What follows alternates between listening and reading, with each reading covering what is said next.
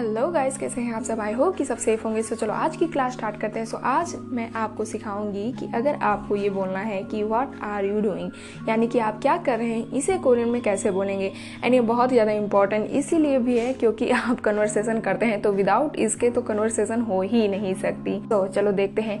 And अगर मैं आपको कुछ इंटरेस्टिंग सी चीज़ें बताऊँ कोरियन लैंग्वेज में तो आपको थोड़ा सा वियर्ड जरूर लगेगा। सो कोरियन जो होते हैं वो जनरली एक ही चीज़ को कम से कम 10 तरीक़ों से बोलना पसंद करते हैं। लाइक अगर कोई छोटा हुआ तो उसके साथ हमें कैसे बोलना है, सेम एज पर्सन के साथ वही चीज़ कैसे बोलना है, एंड अगर हमसे ओल्ड हुआ तो उससे कैसे बोलना है। एंड यहाँ तक भी कि अगर आप लाइक उनके हिस्ट्री में जाएंगे तो वो दूसरे तरीके से यूज़ करते हैं।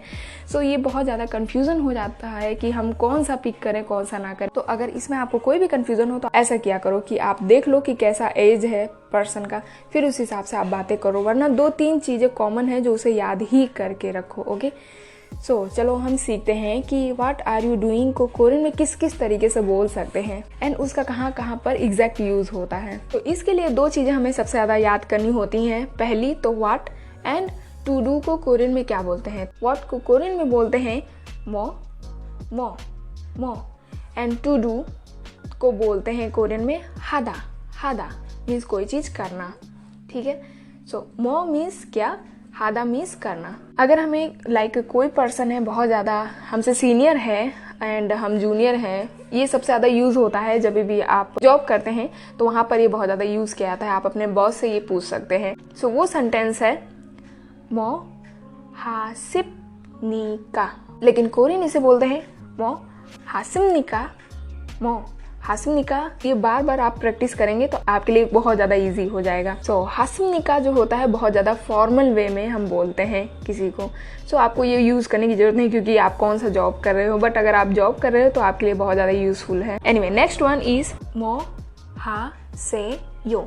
एंड जैसे मैंने पहले ही बताया था कि ये यो के जगह पर बहुत ज़्यादा पोलाइट हमें शो करने के लिए से यो लगाते हैं। सो ये माइंड में हमेशा रखना कि कहीं भी अगर से यो लगेगा तो उसका एग्जैक्ट मतलब कुछ भी नहीं होता है, इज एम आर ही होता है। सो मो हासेयो मो हासेयो मो हासेयो मो हासेयो। एंड अगर आप अपने फ्रेंड से बोलेंगे तो वो हंसने लगेगा। सो ये फ्रेंड से मत बोलना, आपसे कोई ओल्डर पर्सन है, आप रिस्पेक्ट शो करना चाहते हैं तभी आप इसका यूज़ करना। मो हासेयो, what are you doing. Okay, next one is मो हेयो, यानी कि अगर आप अपने फ्रेंड से बातें करते हैं तो आप ये यूज़ कर सकते हैं। मो हेयो, व्हाट आर यू डूइंग। मो हेयो मो हेयो। फॉर एग्जाम्पल अगर हमें पूछना है कि अभी आप क्या कर रहे हो तो उसके लिए हम बोलेंगे छिगम मो हेयो, छिगम मो हेयो, छिगम मो हेयो, छिगम मो हेयो। अभी आप क्या कर रहे हो। एनीवे, नेक्स्ट वन इज कि अगर हमें अगेन बोलना है कि आप क्या कर रहे हैं तो उसके लिए होगा मो हागो इस्सोयो। एंड अगर मैं आपको बताऊं तो ये सबसे ज़्यादा करेक्ट फॉर्म है, बट कोरियन जनरली इसे यूज़ नहीं करते हैं, मो हागो इस्सोयो। इसीलिए ये सही है क्योंकि गो इस्सोयो जब भी हम लगाते हैं किसी चीज़ में तो ये कंटिन्यू टेंस बन जाता है। लाइक कोई चीज़ वर्तमान में हो रहा है तो हमें ये तो जानना है कि वर्तमान में क्या चीज़ें हो रही हैं, आप वर्तमान में क्या चीज़ें कर रहे हो, प्रेजेंट टाइम में क्या कर रहे हो।